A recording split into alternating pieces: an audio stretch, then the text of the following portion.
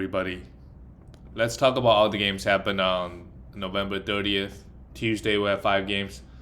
The first game is the Knicks losing to the Brooklyn Nets. Battle between two New York City teams, 110, 112. For the New York Knicks, fantasy-wise, something interesting happened. The news came out, Tom Thibodeau saying Kemba is going to be out of the rotation completely. He was playing 23 minutes a night, so he could be dropped everywhere. Get you out of your misery if you have Kemba Walker. Alec Burks, of course, need to be picked up. Derrick Rose needs to be picked up. Emmanuel quickly also need to be picked up. The minutes are super high for all those guys because RJ left the game at the half, only played the 8 minutes. So if RJ is playing 30, that's 23, 24 extra minutes that need to be taken out from Alec Burks, D Rose, and Emmanuel quickly. So that's like 8 minutes. But you would expect Burks to get 30 minutes and Emmanuel quickly and D Rose to get close to 26, 27. So, all those guys, like I said, need to be picked up. And Evan Fournier, I think, is a drop. With all the guys out, with RJ out at the second half, with Kemba out, he played just 22 minutes. So he's not. Tom Thibodeau just doesn't like him. So we could really seriously drop Evan Fournier and pick up D Rose or Emmanuel quickly. Julius Randle played really well this game. 24 points, 8 assists, almost a triple-double. Only took 2 threes. Great game from him. And Mitchell Robinson, the minutes is there. 25 minutes, but the blocks numbers are nowhere near. Let me take a look. On the season, Robinson.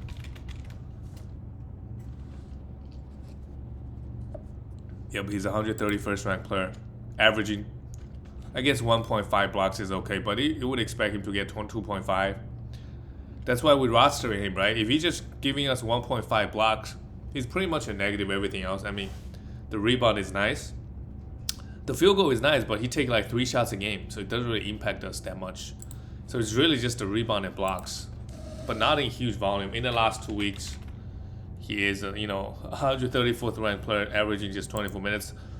And just 1 block a game. So it's really, the defensive stats are not really there. Like, he needs to block 2.5 shots for us to really roster him. Otherwise, what are you going to do? I would try to trade him to a big man team in my league. If I really need the points and threes, holding Mitchell Robinson is a huge negative on my team. Also, no steals and blocks, right? 0.4 assist and no assist and no steal. 0.4 assist and 0.4 steal. So pretty bad. Same thing with Nerlens Noel. I don't know if Nerlens Noel is a must roster at this point. If it's a minute split, Noel 24 minutes and 24 minutes with but he's actually he's very similar. He's been averaging 26 minutes in the last 2 weeks. So that's not bad, to be honest. He's just not putting up just a 0.6 steals and 39% from the field. So I would hold for a little bit, especially if I love the stocks. I love the steals and blocks. I would just hold and see, if you can start bringing those defensive. I think it will come. It just, the last 2 weeks really hasn't been any steals. The playing time is there. And again, if you own one of those guys, your points and threes and assists takes a big hit. So if you're okay with that, sure, I think they could be rostered. Evan Fournier is a drop. Alec Burks played well. Maybe a sell high, to be honest. He's not going to do this. The minutes is super high. And he's been on a hot stretch lately. Playing well pretty much every single game. I would sell him for, I don't know. It would be kind of hard to sell him high because he's really not a big name. And people know him for not being a good fantasy player, so it's better for you just to hold. Derrick Rose needs to be picked up. Good assists and points. And over the years, he is really Derrick Rose. I was surprised with his defensive numbers. Over the years, before he would average like 0.7, 0.8 steals and like 0.2, 0.3 blocks. He's really increased the defensive stats by a tiny bit. Like, he could average 1 steal now and maybe 0.4, 0.5 blocks. Very minimum change. But he's picked up his defense over the years, I think. Emmanuel quickly can provide good points and threes. That's about it at this point. But if the playing time is there, I think it's worth a look. Who knows? he might take in the starter. He might start at some point, take Evan Fournier's spot and get 33 minutes pretty consistently. For the Brooklyn Nets, KD played 40 minutes again. KD and Harden, they've been getting 40 minutes every single night. And I guess the Nets really need them to play this high minutes. KD obviously is some concern with his injury and all that stuff. KD in the last 2 weeks, where is he at? Third ranked player. I mean, Harden was actually the first ranked player in the last 2 weeks. KD super consistent. The only thing I would say is his lack of steals. That's about it. Everything else is great. Not the most efficient night. Didn't hit a 3, but 5 rebounds, 9 assists, and a block, 27 points. DeAndre Bembry, we could continue to stream this guy until Joe Harris is going to be out multiple weeks. So I think he could be a good stream for some rebounds, assists, steals, and blocks. He did exactly that this game. 0 for 2 from the free throw line is not the best. Eldridge is a must roster. I just don't know. At some point this season, a couple games ago, Steve Nash just decided not to play Blake Griffin 1 second. He's been getting DNPs in the last 3-4 games, and Eldridge is getting 30+ minutes. So he's a must roster. We know what Eldridge can do. In fantasy, obviously he's a lot older now, but good, decent, on this team, maybe not a lot of points, but decent rebounds, blocks, and efficiency as a big man. I mean, in the last 2 weeks, he's averaging 17 points. That's not bad at all. 55th ranked player, 17 points, 7 rebounds. But with him, you're not going to get any threes. You're not going to get any assists. You're not going to get any steals. But good blocks, good rebounds, some scoring, and great efficiency. 56% is, he's gonna get a lot of easy shots. Just playing alongside KD and Harden. Patty Mills is a 3-point streamer. That's all he is. And Harden had a great first half.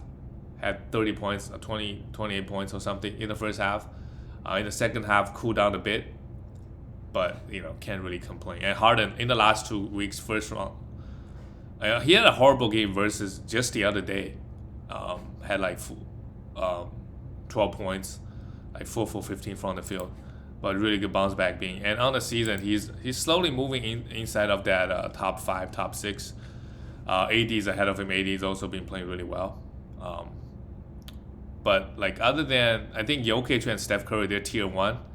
KD, Jimmy Butler, AD, Harden, they're all in tier 2s. I probably prefer Harden out of all the guys, just because the availability, in my opinion. All the other guys, they get injured fairly. Well, they miss a bunch of games. Cam Johnson, interestingly, played 21 minutes. Played really well. 12 points and a steal, but, unless he gets 30 minutes, we don't really want to look at him. Let's look at the next game. The Grizzlies got the win. Well, Ja Morant is going to be out for weeks. They don't know when. Last year, JJJ, the Grizzlies team said, hey, he's going to be back by early December. And then early January. And then he came back, I think, somewhere in March. I forgot. So pretty much he was out 80% of the season. So we don't know what's the situation with what's the situation going to be with Ja Morant. For him, he probably wants to come back once he's healthy ASAP. But Ty Jones needs to be picked up, I think, pretty clearly. He played 34 minutes, and D'Anthony Melton's minute did not go over. That's something we, knew was a possibility, that Ty Jones is going to take all Ja Morant's minutes, and they're not going to use D'Anthony Melton as a point guard. Ty Jones is a must roster. Not going to give you a lot of any other things, but assists and steals are very solid. Desmond Bane, he was a sell high, maybe, and before the Ja Morant injury, probably try to get rid of him. But with him out, I think maybe extra shots. The playing time is very secure, 33 minutes. And this season, his efficiency has been insane. I don't know if it's sustainable. He's hitting a lot of threes, but for now, just a hold. If you haven't sold him now, he's a 28th ranked player in the last 2 weeks. So I want to say a sell high, but you're not going to get anything back.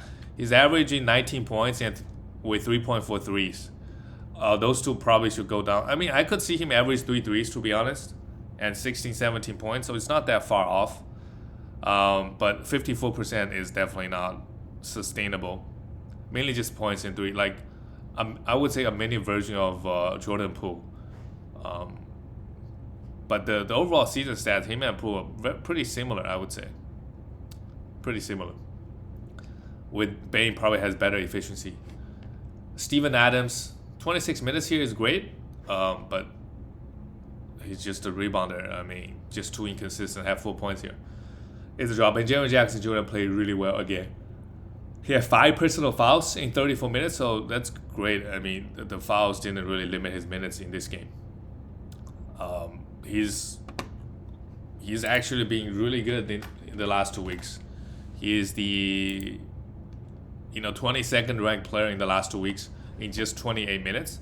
18 points. Yes, I do expect him to average 18, 19 points, and he's only hitting 2 threes in the last 2 weeks. That could go up to 2.5. Rebound sounds about right. And maybe steals, 0.6 steals. Could be a bit higher, could average close to 1.9, and 2.4 blocks is really high. But we see what, because he can block a bunch of shots, he has that top 20 upside in 9 category leagues, and he doesn't really turn the ball over that much. No assist, obviously, but everything else is great. And he's still only shooting 45.7%. So if that number gets too close to 48, 49, who knows where his rankings could be. And he blocked 5 shots. He's been blocking so many shots, it's kind of crazy. I don't know if that's sustainable. Averaging 2.4 blocks in the last 2 weeks. Maybe close to 1.8, 1.9 is realistic. Dillon Brooks, if he pounding field goal, his value is... just don't look at his efficiency, look at his counting stats, because if you got him on your team, you mainly care about the points, the threes, and the defensive stat, which he got it out here, 4 steals and a block. He started getting a lot of steals last year, a lot of defensive stats, like blocks as well. So something's changed last year, whereas like 2 years ago, he was getting the minutes, but the defensive stats were not there. So now with those defensive stats, if he pounding field goal, he's a must roster. Good stuff from him. 6 for 6 from the free throw line also helps. And in the short term, until Ja Morant comes back, all these guys are gonna have a usage boost. I would try to sell them if I can. Dillon Brooks, Jaren Jackson Jr., Desmond Bane, before Ja Morant comes back, and don't settle for anything less. I would say, because Dillon Brooks, if you're pounding field goal, I look at him as that top 60 guy. Jaren Jackson Jr. obviously. I wouldn't sell him anything less than a top 20 player. So it will be hard to execute those trades, but I'll look to do those trades to get like a top 10 player who is struggling, like a Jason Tatum. It's something I'll look to do. Kyle Anderson, DeAnthony Melton. I don't know if DeAnthony Melton is a must roster, but in 17 minutes he grabbed 10 rebounds and a steal. So per minute wise, he's such a beast. And I just want to, hold him for a few more games and see where things go. Kyle Anderson is a drop. And for the Toronto Raptors, Scotty Barnes. OG's still out. We don't know when OG is coming back. And, OG should not impact Scotty Barnes' defensive numbers, because that's where his value came from this game. 2 steals and 4 blocks. I want to say a sell high, but we don't know. We actually don't know how good Scotty Barnes can be in fantasy. Beginning of the season, he wasn't really getting assists. He wasn't getting a lot of steals. He wasn't getting a lot of blocks. In the last few games, all those things are coming in together. Like, he's still grabbing rebounds like he was. He's still scoring a little bit. And he's hitting threes now. He took 6 threes. He went 4 for 9 last game. He took 6 threes. And it looks like his 3-point efficiency is not bad. So now he's adding that. His ranking is going to be scary. He does have some efficiency issues. 79th ranked player in the last 2 weeks, but 4.3 assists. That's great if he can have that above 4. 1.4 steals is really good, and 1 block. But the efficiency is his issue, 43% from the field and 60% from the line. So those 2 things could go up, and he could be a top 50 guy. Who knows? If the defensive stats stay there, it's kind of scary, to be honest. Siakam, 20 points. A steal and 3 blocks also. Who did they play? They played the Grizzlies. Okay. So they're just getting a lot of blocks this game, which I guess shouldn't happen to when they play every single team. Siakam is a top 50 player. This production is top 50 for sure. Precious Achiuwa went 1 for 8. From the field again. As we see clearly, the only thing he's good at is grabbing rebounds. And given the minutes, so let's only stream him for rebounds and man, Fred VanVleet, huge minutes. But just the 15 points in 42 minutes, 9 rebounds, 3 assists, and a steal. I do worry with his, if he's fully healthy, his growing thing. And he's playing 40 minutes every single night. I don't know. And he plays hard on the court, so it's not like, I don't know, if you give the guy 40 minutes, he can give 100% effort, most of the time, because it's just too many minutes. All right, let's go to the next game, the Warriors. This is the game that everybody wanted to see, and Phoenix Suns got the last laugh, I suppose. Well, this is regular season. They did lose in the finals. So after this game, how many games did they win straight? They won 17 straight. So they are in that territory of NBA history books. Most consecutive wins. Let me see. So the Lakers, they won 33 games back in 70s. Warriors, they won 28 games. But that doesn't really count because it's like 2 seasons combined. They won some games in, I guess that also counts. Like they finished the 2014-15 season with 4 games, and then in 2015 they won 24 straight to start off the season. That is actually kind of crazy now looking back. So 17 games. Yeah, Phoenix Suns, they're doing it. If they just win, if they can win 3 more straight, they will be in that top 5. So that is super, super impressive. But unfortunately, Devin Booker got hurt. So let's see who their opponents are in the next 3 games. They played the Detroit Pistons. Okay, no worries. Shoot. They play Warriors again. And without Devin Booker, Warriors want revenge. They kind of got unlucky with that one. If they just ignore the Warriors, they could beat the Spurs. They could beat the Celtics. But let's see. I don't think the Warriors gonna let them beat them again without Booker. This game, Andrew Wiggins was questionable. He played 10 points, a steal and a block. He's been playing fairly well. If you ignore the free throws, his rankings would be pretty good in category leagues. Draymond Gray, 8 points, a block is good, but the defensive stats are still lacking. I think Draymond has room to grow up. If you're pounding rebounds and if you're pounding points and if you're pounding threes, I would look to trade Draymond Gray. If you're pounding those 2 categories, Draymond Gray is a top 10 player to me with top 10 upside. And only 5 assists because, when Curry plays bad, Draymond won't be getting those assists. Kevon Looney, 17 minutes. And Jordan Poole, wow. I want to say a sell high. Like if you can get like a Miles Bridges for Jordan Poole, I absolutely would do it. Who's been struggling a little bit. So try to make those type of trades. He's been playing really well in the last couple weeks. Counting stat wise, but the ranking is actually not that impressive. Just 39th ranked.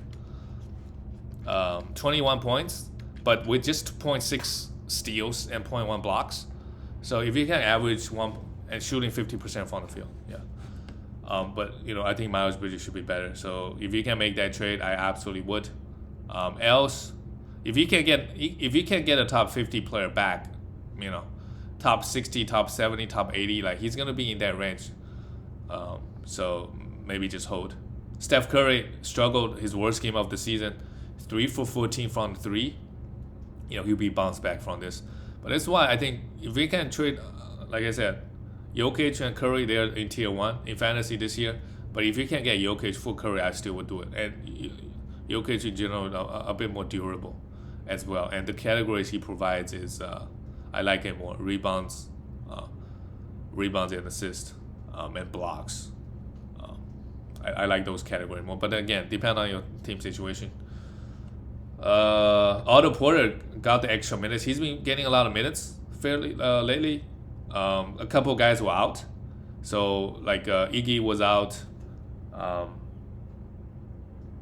Who else was out? Yeah, so he's getting the extra minutes. I don't think If Iggy continues to be out, I could look to stream Otto Porter for a couple games. Gary Payton Jr. just a steal specialist, just the 15 minutes. I don't think Coach Kerr is gonna play him that many minutes. To be honest, he's a 100% energy guy, so give him 20 to 25 minutes. The energy gonna start go down, and it's probably just not worth it. But a super good, super active defender, a lot of steals and 7 rebounds in 50 minutes is also, as a guard, that's pretty impressive. We look at Phoenix Suns. Okay, Mikhail Bridges played 41 minutes. He had 7 steals versus Harden the other night. Just the other night, yep. Just last game, as a matter of fact. He had 4 steals in a block. So the defensive stats start coming.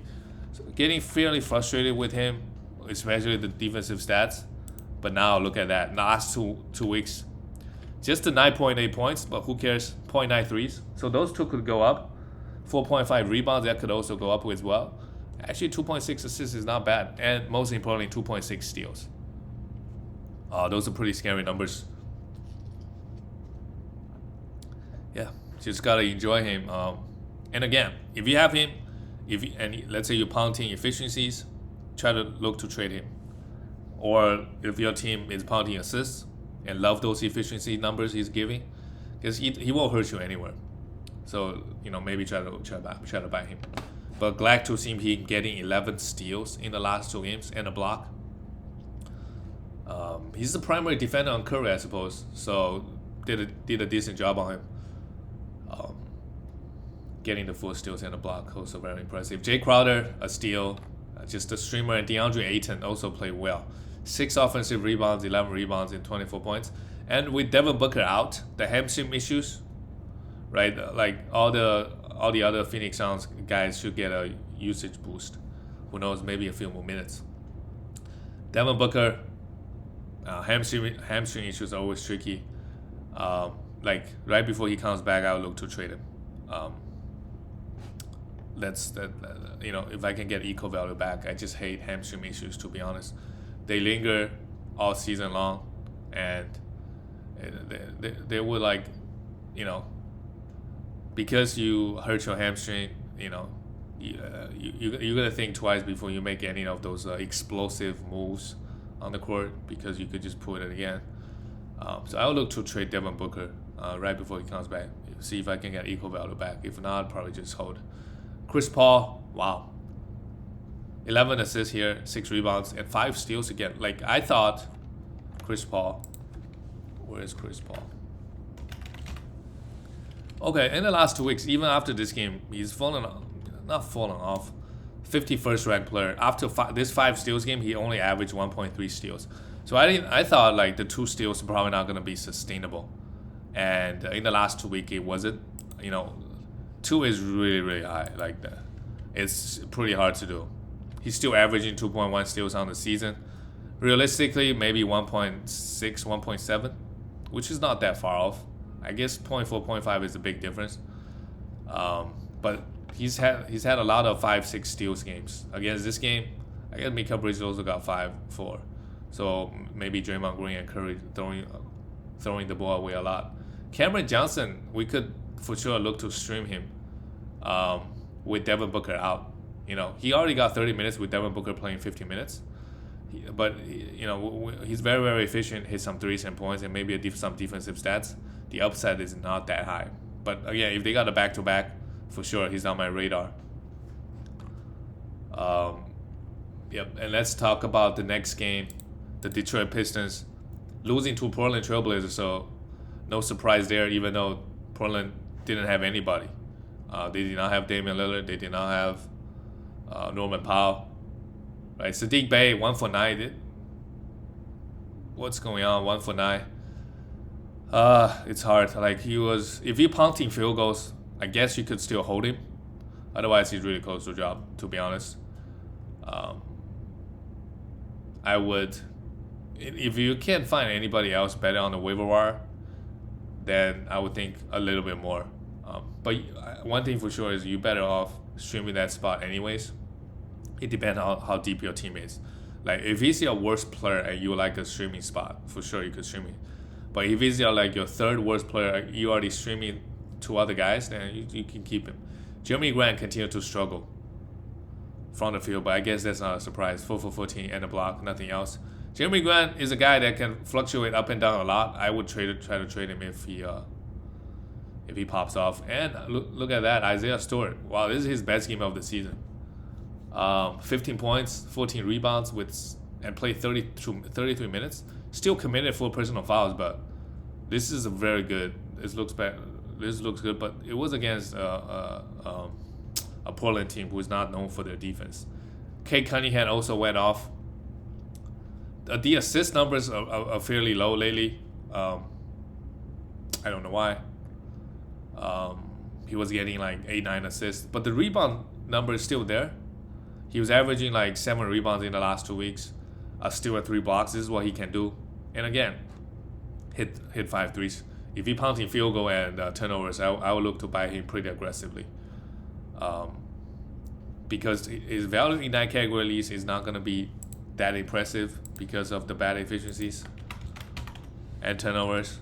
But if you're punting some, 81st ranked player in the last 2 weeks while shooting 37%. So he has that potential to be top 50, depending on how efficient he is. But the defensive stats are quite nice, to be honest. Kellyanne Hayes, I think he could be rostered if you want some assists and steals, even though only 2 assists this game. But the playing time is there, so I think if he's out there on the waiver wire, I would go and grab him. But ugly game from Detroit Pistons, but no surprise there. For the Blazers, Tony Snell, would you believe he played 27 minutes, had 9 points and 4 rebounds and a steal? I guess that's better than 2-3, so that's decent, but let's not really touch him. Robert Covington, because it was a blowout, he played 24 minutes. Still in a block. I mean, in category leagues, his upside is too high, so it will be hard to drop him, But the value he's providing is very minimal. So one thing you could do is, if he gets 3 steals and 3 block games, try to move him. But I don't know if anybody is willing to pay you a high price. You could find that team really love the defensive stats and don't care about the other things.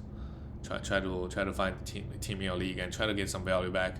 Yusuf Nurkic 27 minutes, so can't complain. He got 27 minutes. Still in a block, 5 assists. This is why Yusuf Nurkic. There's not one category he doesn't have. I guess threes. He doesn't shoot threes, but rebound gets a bunch. Assist as a big man, he gets assists, gets steals, get blocks. Good stuff, but usage is super low. CJ took 26 shots with Damian Lillard out. 28 points, 6 assists, and 2 steals is fine. He was a bit buy low before this game. And Fernie Simons he started 35 minutes, 12 points, 6 rebounds, and 5 assists. Damian Lillard should be back next game. So if you want to drop him after this game, I think it's fine. But with Damian Lillard playing last game, I guess it depends on if Norman Powell will be back. I would hold him until when those 2 guys come back. And yep, Larry Nance Jr. had the minutes this game, didn't do anything. So he had a nice stretch a couple of weeks ago, but now it's all gone. So we could just leave him on the waiver wire. And let's look at the last game of the night. Lakers had a great win. News came out, LeBron got COVID. We suppose he got COVID because he's in the safety protocol. So what happened there? I mean, no any other Lakers is in quarantine or anything like that. I guess they did the test, nobody got it. So I wonder what LeBron was doing. He got himself into this. They played the game on Saturday, I suppose. So Monday, Sunday, something, he went somewhere, or maybe his family, some of his family members got it. I don't know. And Taylor Horton-Tucker is a drop. Without LeBron, right? The first 3 games he played was without LeBron. He popped off. He did have 4 personal fouls. Like, if you want to be patient with him, sure, but like LeBron is gonna be back, and I look to stream him at this point. So if you need somebody, because Lakers only got 1 game left this week, so if you really try to win this week, I think he's a drop. I look to pick him up next week though. Anthony Davis, great game, 2 steals and 2 blocks. The defensive stats now, the defensive numbers are back. I think AD is back. In the last 2 weeks, the numbers speak for itself. 6th ranked player, but the free throw 65% on 6 attempts. That's what's stopping him to be that top 3 player or top 2. A couple years ago, it was him and Harden. It wasn't really close. But with that free throw, it's hard to push into that top 3 because all the other guys are such beasts. Top 5, top 6 is more realistic. DeAndre Jordan, what a joke. He played 4 minutes. Just never came back and played. I think we all know that Dwight Howard is better at this point of their careers, but I don't think Dwight will get 35 minutes a night. I don't think he has the energy to play 35 to go 100%. It's just one game. We'll see. They did play the Kings. Kings have got some big bodies. That's why they play. They have Dwight Howard playing 35 minutes. It's just one game. I wouldn't overreact, but we could always stream Dwight for some rebounds and some blocks and some field goal, of course. Wayne Ellington getting the huge minutes didn't really do anything. I mean, Avery Bradley was out this game. Otherwise, Avery Bradley would be the starter, and now he wouldn't do anything either. Malik Monk, wow, another great game, 32. He's been playing, he's been getting the minutes and he's been playing well. You could stream him for some points and threes, but again, Lakers don't have any more games this week, so I would just leave him. And Carmelo Anthony is a drop. He played just the 20 minutes, had 14 points, but minutes is not there. He needs to have 28 minutes a night. So I think we can move on, and if he start playing more minutes, we could again come back and stream him. For the Kings, a lot of the guys were out, like Harrison Barnes. Who else is out? Marvin Bagley was out. So Rochelle Holmes came back, actually. Had a great game. 12 for 13, some crazy numbers, 2 blocks. Hopefully some time off can help him get more defensive stats, more blocks specifically. Chimezie Metu, 36 minutes. If he continue to get 35 minutes, then he's a must roster. I think they got another game today, so if you want to stream him, sure, take a chance on him. But be ready to sell him if you can. Do him in those 2-for-1 trades, because when everybody comes back, I think his minutes might dip a little bit. Like Marvin Bagley is gonna play 20 minutes. So I don't know. Alex Len-Lewis can lose minutes, and Chimezie Metu might lose a few minutes as well. So we don't know.